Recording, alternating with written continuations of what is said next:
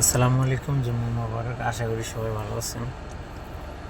তো এখন জুমার নামাজ পড়ে আসলাম মসজিদ থেকে।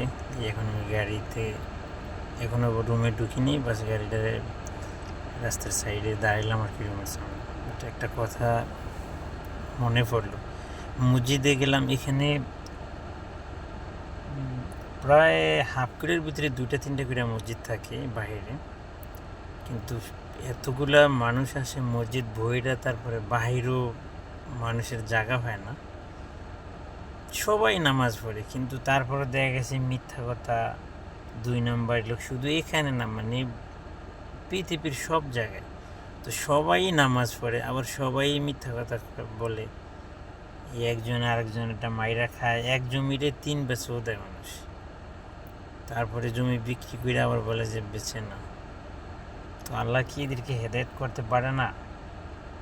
তাহলে এই নামাজ পড়েই বা লাভ কি? আর এই লোভ দেখানো মসজিদে গিয়েই কি লাভ? মসজিদে যাইলে জায়গা পাওয়া যায় না, কিন্তু চুরি বাটপারি, একজনের টাকা একজনের মাইরা খায়, সব দিক দিয়ে 1 নম্বর হয়।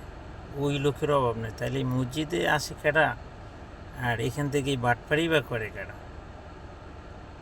চিন্তা হয় মনে মনে। তো এখন ড্রাইভ করলাম আর গাড়িটারে বন্ধ করে ভাবলাম যে মসজিদে গেলে জায়গা পাওয়া যায় না, কিন্তু তাহলে চুরিগুলি করে কারা?